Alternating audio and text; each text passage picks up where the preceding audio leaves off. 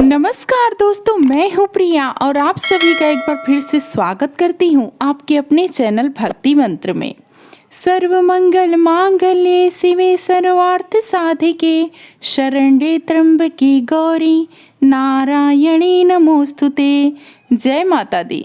दोस्तों, आज हम श्री दुर्गा सप्तशती के पहले, दूसरे और तीसरे अध्याय का श्रवण करेंगे। तो चलिए शुरू करते हैं।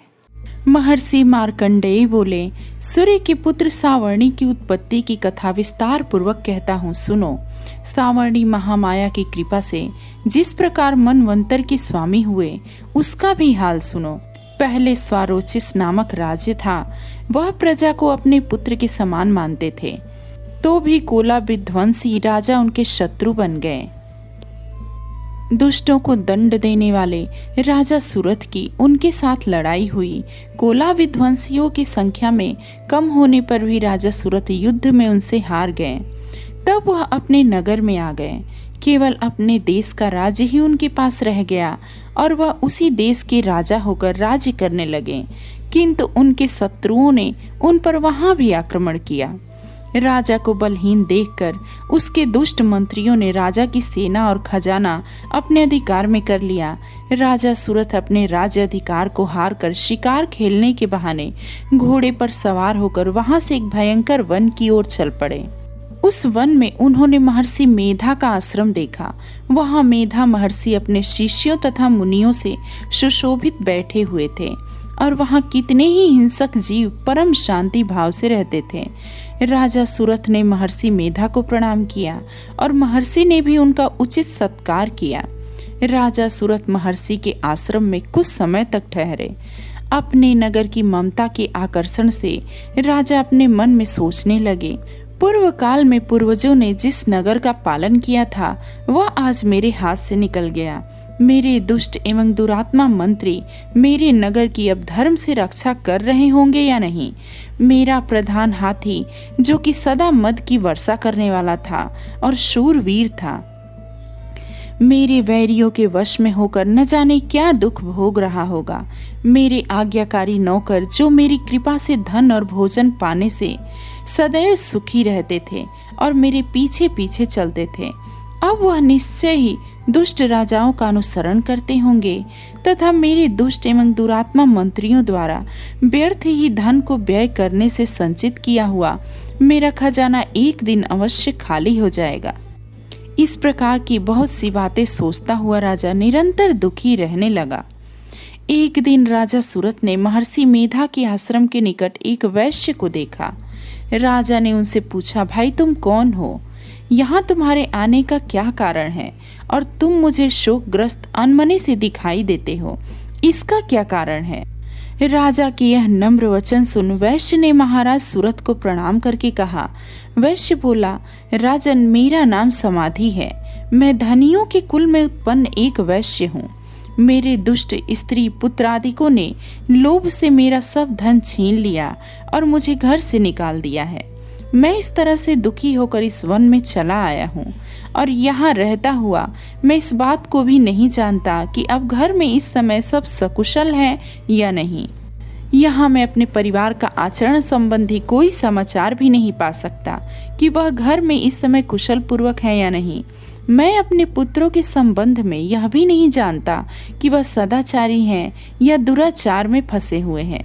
राजा बोले, जिस धन के लोभी स्त्री पुत्रों ने तुम्हें घर से निकाल दिया, फिर भी तुम्हारा चित्त उनसे प्रेम करता है, ऐसा क्यों? वैश्य ने कहा, मेरे विषय में आपका ऐसा कहना ठीक है, किंतु मेरा मन इतना कठोर नहीं है। यद्यपि उन्होंने धन के लोभ में पड़कर पितृ स्नेह को त्याग कर मुझे घर से निकाल दिया है, तो भी मेरे मन में उनके लिए कठोरता नहीं आती। हे महामते, मेरा मन फिर भी उनमें क्यों फंस रहा है, इस बात को जानता हुआ भी मैं नहीं जान रहा। मेरा चित्त उनके लिए दुखी है। मैं उनके लिए लंबी लंबी सांसें ले रहा हूँ। उन लोगों में प्रेम का नाम मात्र भी नहीं है, फिर भी ऐसे निस्नेहियों के लिए मेरा हृदय कठोर नहीं होता। महर्षि मार्कंडेय जी ने कहा, हे ब्राह्मण, इसके पश्चात महाराज सुरथ और वह वैश्य दोनों महर्षि मेधा के समीप गए और उनके साथ यथा योग्य न्याय संभाषण करके दोनों ने वार्ता आरंभ की। राजा बोले, हे भगवान, मैं आपसे एक बात पूछना चाहता हूँ, सो आप कृपा करके मुझे बताइए। मेरा मन अधीन नहीं है, इससे मैं दुखी हूँ।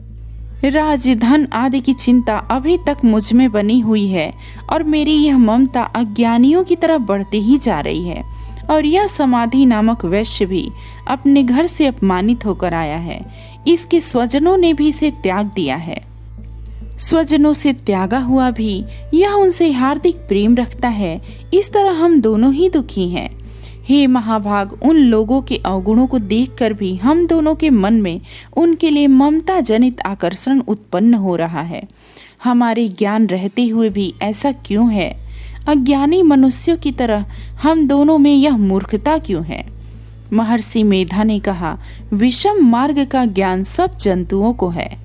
सबों के लिए विषय पृथक पृथक होते हैं। कुछ प्राणी दिन में नहीं देखते, कुछ रात में नहीं देखते, परंतु कई जीव ऐसे हैं जो दिन और रात दोनों में देख सकते हैं। यह सत्य है कि मनुष्य में ज्ञान प्रधान है, किंतु केवल मनुष्य ही ज्ञानी नहीं होता। पशु पक्षी आदि भी ज्ञान रखते हैं।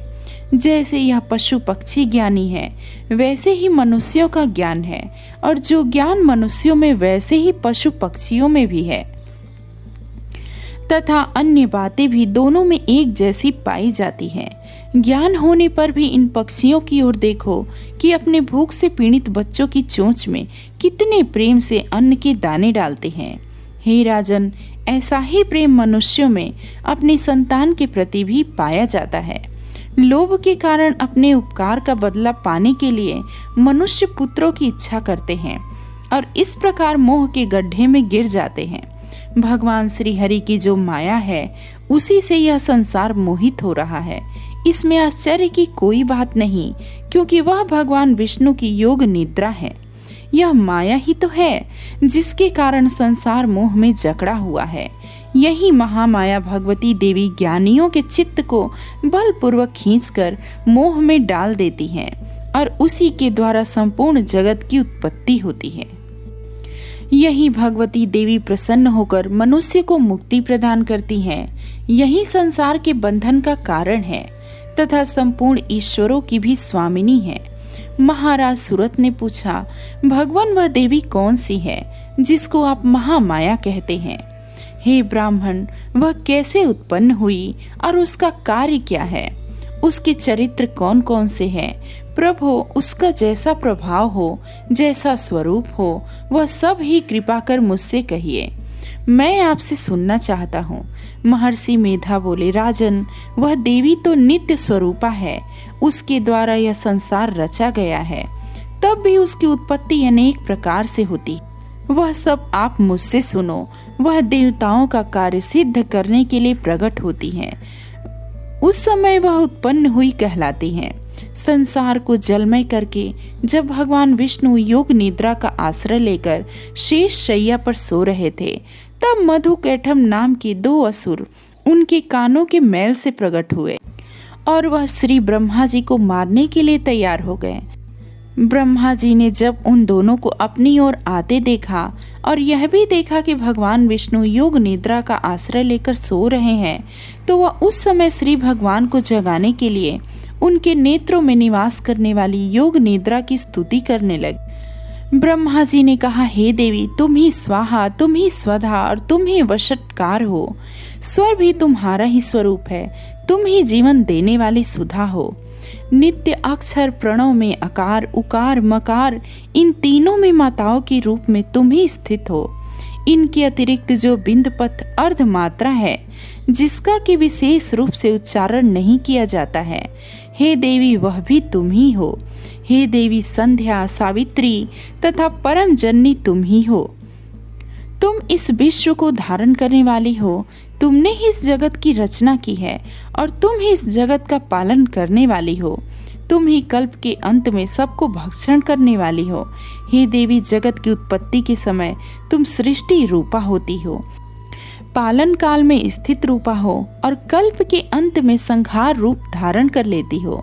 तुम ही महाविद्या, महामाया, महामेधा, महारात्रि और मोहरात्रि हो। हे ईश्वरी, और बोध स्वरूपा बुद्धि भी तुम ही हो। लज्जा, पुष्टि, तुष्टि, शांति और क्षमा भी तुम ही हो। तुम खड्ग धारिणी, शूल धारिणी, घोर रूपा तथा गदा, चक्र, शंख और धनुष को धारण करने वाली हो। बाण, भुशुंडी और परिध यह भी तुम्हारे ही अस्त्र हैं। तुम सौम्य और सौम्यतर हो, यही नहीं बल्कि जितनी भी सौम्य तथा सुंदर वस्तुएं इस संसार में हैं, उन सब से बढ़कर सुंदर तुम हो। पर और अपर सबसे पर रहने वाली सुंदर तुम ही हो। हे सर्वस्वरूपे देवी, जो भी असत पदार्थ है और जो उनमें जो शक्ति है वह तुम ही हो। ऐसी अवस्था में भला तुम्हारी स्तुति कौन कर सकता है। इस संसार की सृष्टि, पालन और संहार करने वाले जो भगवान हैं, उनको भी जब तुमने निद्रा के वशीभूत कर दिया है तो फिर तुम्हारी स्तुति कौन कर सकता है। मुझे भगवान विष्णु तथा भगवान शंकर को शरीर धारण कराने वाली तुम ही हो। तुम्हारी स्तुति करने की शक्ति किसमें है। हे देवी, तुम तो अपने इन उदार प्रभाव के कारण ही प्रशंसनीय हो। मधु और कैटभ जो भयंकर असुर हैं, इन्हें मोह में डाल दो और श्री हरि भगवान विष्णु को भी जल्दी जगा दो और उनमें इनको मार डालने की बुद्धि भी उत्पन्न कर दो। महर्षि मेधा बोले, हे राजन, श्री ब्रह्मा जी ने देवी के इस प्रकार स्तुति करके भगवान को जगाने तथा मधु और कैटभ को मारने के लिए कहा तो वह भगवान श्री विष्णु के नेत्र, मुख, नासिका, बाहु, हृदय और वक्षस्थल से निकल ब्रह्मा जी के सामने खड़ी हो गईं।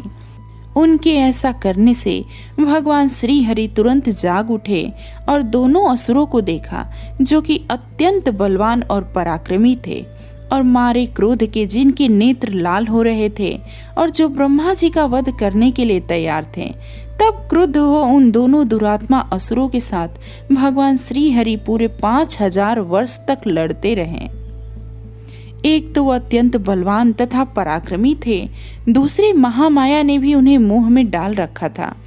अतः वह श्री भगवान से कहने लगे कि हम दोनों तुम्हारी वीरता से अत्यंत प्रसन्न हैं, तुम हमसे कोई वर मांगो। भगवान ने कहा, यदि तुम मुझ पर प्रसन्न हो तो अब तुम मेरे हाथों से मर जाओ। बस इतना सा ही वर मैं तुमसे मांगता हूँ, यहाँ दूसरे वर से क्या प्रयोजन है।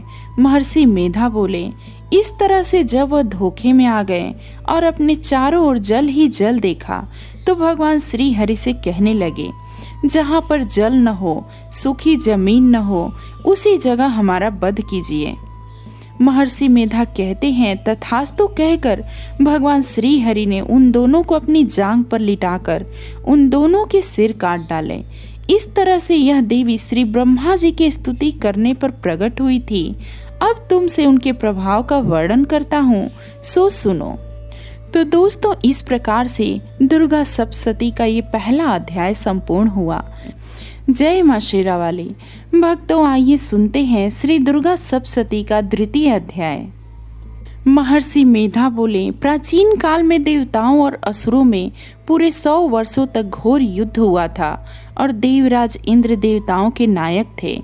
इस युद्ध में देवताओं की सेना परास्त हो गई थी और इस प्रकार संपूर्ण देवताओं को जीत महिषासुर इंद्र बन बैठा था। युद्ध के पश्चात हारे हुए देवता प्रजापति श्री ब्रह्मा जी को साथ लेकर उस स्थान पर पहुँचे जहाँ पर कि भगवान शंकर विराजमान थे। देवताओं ने अपनी हार का सारा वृतांत भगवान विष्णु और शंकर जी से बताया। वह कहने लगे, हे प्रभु, महिषासुर सूर्य, चंद्रमा, इंद्र, अग्नि, वायु, यम, वरुण तथा अन्य देवताओं के सब अधिकार छीनकर सबका अधिष्ठाता स्वयं बन बैठा है। उसने समस्त देवताओं को स्वर्ग से निकाल दिया है। वह मनुष्यों की तरह पृथ्वी पर विचर रहे हैं। दैत्यों की सारी करतूत हमने आपको सुना दी है और आपकी शरण में इसलिए आए हैं कि आप उनके वध का कोई उपाय सोचें। देवताओं की बातें सुनकर भगवान श्री विष्णु और शंकर जी को दैत्यों पर बहुत क्रोध आया। उनकी भौहें तन गई और आंखें लाल हो गईं। गुस्से में भरे हुए भगवान विष्णु के मुख से बड़ा भारी तेज निकला और उसी प्रकार का तेज भगवान शंकर, ब्रह्मा, इंद्र आदि दूसरे देवताओं के मुख से प्रकट हुआ। फिर वह सारा तेज एक में मिल गया और तेज का पुंज वह ऐसे दिखता था जैसे कि ज्वाल्यमान पर्वत हो। देवताओं ने देखा कि उस पर्वत की ज्वाला चारों ओर फैली हुई है और देवताओं के शरीर से प्रकट हुए तेज की किसी अन्य तेज से तुलना नहीं हो सकती थी। एक स्थान पर इकट्ठा होने पर वह तेज एक देवी के रूप में परिवर्तित हो गया और अपने प्रकाश से तीनों लोकों में व्याप्त जान पड़ा। वह भगवान शंकर का तेज था। उससे देवी का मुख प्रकट हुआ। यमराज के तेज से उसके सिर के बाल बने। भगवान श्री विष्णु के तेज से उसकी भुजाएं बनी। चंद्रमा के तेज से दोनों स्तन और चंद्र के तेज से जंघा तथा पिंडली बनी और पृथ्वी के तेज से नितंब भाग बना। ब्रह्मा के तेज से दोनों चरण और सूर्य के तेज से उनकी उंगलियां पैदा हुई। वसुओं के तेज से हाथों की अंगुलियां एवं कुबेर के तेज से नासिका बनी। प्रजापति के तेज से उसके दांत और अग्नि के तेज से उनके नेत्र बने। सांध्या की तेज से उसकी भौहें, वायु के तेज से उनके कान प्रकट हुए थे। इस प्रकार उस देवी का प्रादुर्भाव हुआ था। महिषासुर से पराजित देवता उस देवी को देखकर अत्यंत प्रसन्न हुए। भगवान शंकर ने अपने त्रिशूल में से एक त्रिशूल निकालकर उस देवी को दिया और भगवान विष्णु ने अपने चक्र में से एक चक्र निकालकर उस देवी को दिया। वरुण ने अपने चक्र में से एक चक्र निकालकर उस देवी को दिया।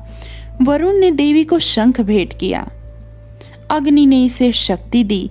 वायु ने उसे धनुष और बाण दिए। सहस्त्र नेत्रों वाले श्री देवराज इंद्र ने उसे अपने वज्र से उत्पन्न करके वज्र दिया और एरावत हाथी का एक घंटा उतारकर देवी को भेंट किया। यमराज ने उसे काल दंड में से एक दंड दिया। वरुण ने उसे पाश दिया। प्रजापति ने उस देवी को स्फटिक की माला दी और ब्रह्मा जी ने उसे कमंडलू दिया।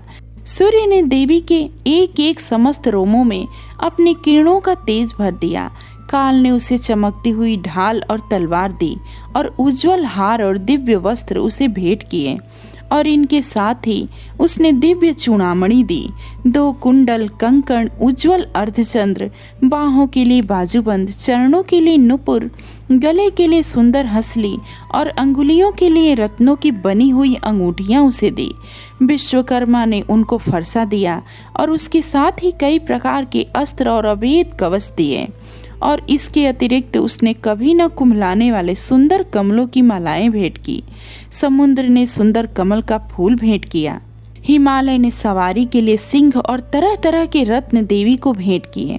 यक्षराज कुबेर ने मधु से भरा हुआ पात्र और शेषनाग ने उन्हें बहुमूल्य मणियों से विभूषित नागहार भेंट किया।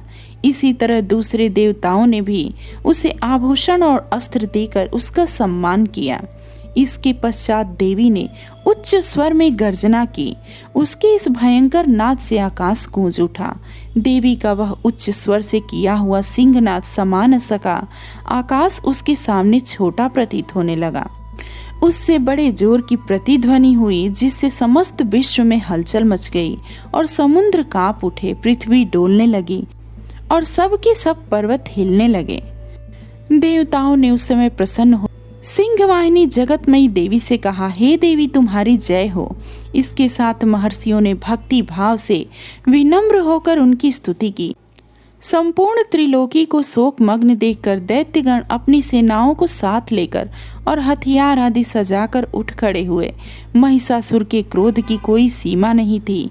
उसने क्रोध में भरकर कहा, यह सब क्या उत्पात है। फिर वह अपनी सेना के साथ उस ओर दौड़ा जिस ओर से भयंकर नाद का शब्द सुनाई दिया था और आगे पहुंचकर उसने देवी को देखा जो कि अपनी प्रभा से तीनों लोकों को प्रकाशित कर रही थी। उसके चरणों के भार से पृथ्वी दबी जा रही थी। माथे के मुकुट से आकाश में एक रेखा सी बन रही थी और उसके धनुष की टंकोर से सब लोग क्षुब्ध हो रहे थे। देवी अपनी सहस्त्रों भुजाओं को संपूर्ण दिशाओं में फैलाए खड़ी थी। इसके पश्चात उनका दैत्यों के साथ युद्ध छिड़ गया। कई प्रकार के अस्त्र शस्त्रों से सब की सब दिशाएं उद्भासित होने लगी। महिषासुर की सेना का सेनापति चिक्षुर नामक एक महान असुर था। वह आगे बढ़कर देवी के साथ युद्ध करने लगा और दूसरे दैत्यों की चतुरंगिणी सेना साथ लेकर चामर भी लड़ने लगा और 60,000 महारथियों को साथ लेकर उदग्र नामक महादैत्य आकर युद्ध करने लगा और महाहनु नामक असुर 1 करोड़ रथियों को लेकर, असिलोमा नामक असुर 5 करोड़ सैनिकों के साथ लेकर युद्ध करने लगा। वाशकल नामक असुर 60 लाख असुरों के साथ युद्ध में आ डटा। विडाल नामक असुर 1 करोड़ रथियों सहित लड़ने को तैयार हुआ। इन सब के अतिरिक्त और भी हजारों असुर हाथी और घोड़े साथ लेकर लड़ने लगे और इन सब के पश्चात महिषासुर करोड़ों रथों, हाथियों, घोड़ों सहित वहां आकर देवी के साथ लड़ने लगा। सभी असुर तोमर, भिंदीपाल, शक्ति, मुसल, खंडकों, फरसों, पट्टियों के साथ रणभूमि में देवी के साथ युद्ध करने लगे। कई शक्तियां फेंकने लगे और कोई अन्य शस्त्र आदि। इसके पश्चात सबके सब दैत्य अपनी अपनी तलवारें हाथों में लेकर देवी की ओर दौड़े और उसे मार डालने का उद्योग करने लगे। मगर देवी ने क्रोध में भरकर खेल ही खेल में उनके सब अस्त्रों शस्त्रों को काट दिया। इसके पश्चात ऋषियों और देवताओं ने देवी की स्तुति आरंभ की और वह प्रसन्न होकर असुरों के शरीरों पर अस्त्र शस्त्रों से वर्षा करती रही। देवी का वाहन भी क्रोध में भरकर दैत्य सेना में इस प्रकार विचरने लगा जैसे कि वन में दावानल फैल रहा हो। युद्ध करती हुई देवी ने क्रोध में भर जितने श्वासों को छोड़ा वह तुरंत ही सैकड़ों हजारों गणों के रूप में परिवर्तित हो गए। फरसे, भिंदीपाल, खड्ग तथा पटिश इत्यादि अस्त्रों के साथ दैत्यों से युद्ध करने लगे। देवी की शक्ति से बढ़े हुए वह गण दैत्यों का नाश करते हुए ढोल, शंख एवं मृदंग आदि बजा रहे थे। तदनंतर देवी ने त्रिशूल, गदा, शक्ति, खड्ग इत्यादि से सहस्त्रों असुरों को मार डाला। कितनों को घंटों की भयंकर आवाज से ही यमलोक पहुंचा दिया। कितने ही असुरों को उनके पास में बांधकर पृथ्वी पर धर घसीटा। कितनों को अपनी तलवार से टुकड़े टुकड़े कर दिए और कितनों को गदा की चोट से धरती पर सुला दिया। कई दैत्य मुसल की मार से घायल होकर रक्त वमन करने लगे और कई शूल से छाती फट जाने के कारण पृथ्वी पर लेट गए और कितनों की बाण से कमर टूट गई। देवताओं को पीड़ा देने वाले दैत्य कट कट कर मरने लगे। कितनों की बाहें अलग हो गई, कितनों की ग्रीवाएं कट गई, कितनों के सिर कट कर दूर भूमि पर लुढ़क गए, कितनों के शरीर बीच में से कट गए और कितनों की जंघाएं कट गई और वह पृथ्वी पर गिर पड़े। कितने ही सिरों व पैरों के कटने पर भी भूमि पर से उठ खड़े हुए और शस्त्र हाथ में लेकर देवी से लड़ने लगे और कई दैत्यगण भूमि में बाजों की ध्वनि के साथ नाच रहे थे। कई असुर जिनके सिर कट चुके थे बिना सिर के धड़ से ही हाथ में शस्त्र लिए हुए लड़ रहे थे। दैत्य रह रह कर ठहरो ठहरो कहते हुए देवी को युद्ध के लिए ललकार रहे थे। जहाँ पर यह घोर संग्राम हुआ था वहाँ ही भूमि रथ, हाथी, घोड़े और असुरों की लाशों से भर गई थी और असुर सेना के बीच में रक्तपात होने के कारण रुधिर की नदियां बह रही थी। और इस तरह देवी ने असुरों की विशाल सेना को क्षण भर में इस तरह से नष्ट कर डाला जैसे तृण काष्ठ के बड़े समूह को अग्नि नष्ट कर डालती है। और देवी का सिंह भी गर्दन के बालों को हिलाता हुआ बड़ा शब्द करता हुआ असुरों के शरीरों से मानो उनके प्राणों को ढूंढ रहा था। वहां देवी के गणों ने जब दैत्यों के साथ युद्ध किया तो देवताओं ने प्रसन्न होकर आकाश से उन पर पुष्पों की वर्षा की। दोस्तों, अगले भाग में आप दुर्गा सप्तशती के 3रे अध्याय को जानेंगे। जय मां शेरावाली। दोस्तों, आज हम सुनेंगे श्री दुर्गा सप्तशती के 3रे अध्याय की कथा। महर्षि मेधा ने कहा, महिषासुर की सेना नष्ट होती देख करके उस सेना का सेनापति चिक्षुर क्रोध में भर देवी के साथ युद्ध करने के लिए आगे बढ़ा। वह देवी पर इस प्रकार बाणों की वर्षा करने लगा मानो सुमेरु पर्वत पानी की धार बरसा रहा हो। इस प्रकार देवी ने अपने बाणों से उसके बाणों को काट डाला तथा उसके घोड़ों व सारथी को मार दिया। साथ ही उसके धनुष और उसकी अत्यंत ऊंची ध्वजा को भी काटकर नीचे गिरा दिया।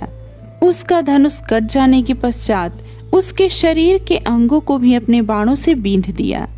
धनुष, घोड़ों और सारथी के नष्ट हो जाने पर वह असुर ढाल और तलवार लेकर देवी की तरफ आया। उसने अपनी तीक्ष्ण धार वाली तलवार से देवी के सिंह के मस्तक पर प्रहार किया और बड़े वेग से देवी की बाईं भुजा पर वार किया, किंतु देवी की बाईं भुजा को छूते ही उस दैत्य की तलवार टूटकर 2 टुकड़े हो गई। इससे दैत्य ने क्रोध में भरकर शूल हाथ में लिया और उसे भद्रकाली देवी की ओर फेंका। देवी की ओर आता हुआ वह शूल आकाश से गिरते हुए सूर्य के समान प्रज्वलित हो उठा। उस शूल को अपनी ओर आते हुए देख देवी ने भी शूल छोड़ा और महाअसुर के शूल के 100 टुकड़े कर दिए और साथ ही महाअसुर के प्राण भी हर लिए।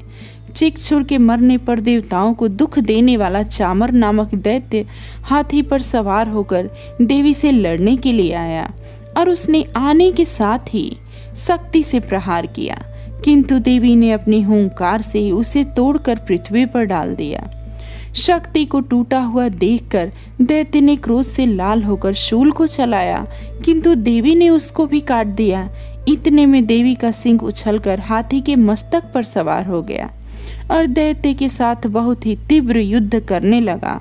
फिर वह दोनों लड़ते हुए हाथी पर से पृथ्वी पर आ गिरे और दोनों बड़े क्रोध से लड़ने लगे। फिर सिंह बड़े जोर से आकाश की ओर उछला और जब पृथ्वी की ओर आया तो अपने पंजे से चामर का सिर धड़ से अलग कर दिया। क्रोध से भरी हुई देवी ने शिला और वृक्ष आदि की चोटों से उदग्र को भी मार दिया। कराल को दांतों, मुक्कों और थप्पड़ों से चूर्ण कर डाला। क्रुद्ध हुई देवी ने गदा के प्रहार से उद्दत दैत्य को मार गिराया। भिंदीपाल से वाष्पकल को, बाणों से ताम्र तथा अंधक को मौत के घाट उतार दिया। तीनों नेत्रों वाली परमेश्वरी ने त्रिशूल से उग्रास्य, उग्रवीर्य और महाहनु नामक राक्षसों को मार गिराया। उसने अपनी तलवार से विडाल नामक दैत्य का सिर काट डाला तथा अपने बाणों से दुर्धर और दुर्मुख राक्षसों को यमलोक पहुंचा दिया। इस प्रकार जब महिषासुर ने देखा कि देवी ने मेरी सेना को नष्ट कर दिया है, तो वह भैंसे का रूप धारण कर देवी के गणों को दुख देने लगा। उन गणों में कितने को उसने मुख से प्रहार किया, कितनों को खूरों से, कितनों को पूंछ से, कितनों को सींगों से, बहुतों को दौड़ाने के वेग से, अनेकों को सिंहनाद से, कितनों को चक्कर देकर और कितनों को श्वास वायु के झोंकों से पृथ्वी पर गिरा दिया। वह दैत्य इस प्रकार गणों की सेना को गिरा देवी के सिंह को मारने के लिए दौड़ा। इस पर देवी को बड़ा गुस्सा आया। उधर दैत्य भी क्रोध में भरकर धरती को खुरों से खोदने लगा तथा सींगों से पर्वतों को उखाड़ उखाड़ कर धरती पर फेंकने लगा और मुख से शब्द करने लगा। महिषासुर के वेग से चक्कर देने के कारण पृथ्वी क्षुब्ध होकर फटने लगी। उसकी पूंछ से टकराकर समुद्र चारों ओर फैलने लगा। हिलते हुए सींगों के आघात से मेघ खंड खंड हो गए और श्वास से आकाश में उड़ते हुए पर्वत फटने लगे। इस तरह क्रोध में भरे हुए राक्षस को देख चंडिका को भी क्रोध आ गया और वह उसे मारने के लिए क्रोध में आ गई। देवी ने पाश फेंक कर दैत्य को बांध लिया और उसने बंध जाने पर दैत्य का रूप त्याग दिया और सिंह का रूप बना लिया। और ज्यों ही देवी उसका सिर काटने के लिए तैयार हुई तो उसने पुरुष का रूप बना लिया, जो कि हाथ में तलवार लिए हुए था। देवी ने तुरंत ही अपने बाणों के साथ उस पुरुष को उसकी तलवार ढाल सहित बींध डाला। इसके पश्चात वह हाथी के रूप में दिखाई देने लगा और अपनी लंबी सूंड से देवी के सिंह को खींचने और गर्जने लगा। देवी ने अपनी तलवार से उसकी सूंड को काट डाली। तब राक्षस ने एक बार फिर भैंसे का रूप धारण कर लिया और पहले की तरह ही चर अचर जीवों सहित समस्त त्रिलोकी को व्याकुल करने लगा। इसके पश्चात क्रोध में भरी हुई देवी बारंबार उत्तम मधु का पान करने लगी और लाल लाल नेत्र करके हंसने लगी। उधर बलवीर्य तथा मद से क्रुद्ध हुआ दैत्य भी गरजने लगा। अपने सींगों से देवी पर पर्वतों को फेंकने लगा। देवी अपने बाणों से उसके फेंके हुए पर्वतों को चूर्ण करती हुई बोली, ओ मूढ़, जब तक मैं मधुपान कर रही हूँ तब तू गरज ले और इसके पश्चात मेरे हाथों तेरी मृत्यु हो जाने पर देवता गरजेंगे। महर्षि मेधा ने कहा। ऐसा कहकर देवी उछलकर उस दैत्य पर जा चढ़ी और उसको अपने पैर से दबाकर शूल से उसके गले पर आघात किया। देवी के पैर से दबने पर भी दैत्य अपने दूसरे रूप से अपने मुख से बाहर होने लगा। अभी वह आधा ही बाहर निकला था कि देवी ने अपने प्रभाव से उसे रोक दिया। जब वह आधा निकला हुआ ही दैत्य युद्ध करने लगा तो देवी ने अपनी तलवार से उसका सिर काट दिया। इसके पश्चात सारी राक्षस सेना हाहाकार करती हुई वहां से भाग खड़ी हुई और सब देवता अत्यंत प्रसन्न हुए तथा ऋषियों महर्षियों सहित देवी की स्तुति करने लगे। गंधर्वराज गान करने तथा अप्सराएं नृत्य करने लगी। दोस्तों, इस प्रकार से दुर्गा सप्तशती का तीसरा अध्याय पूर्ण हुआ। अगले अध्याय में हम आगे की कथा का वर्णन करेंगे। तब तक के लिए जय माता दी।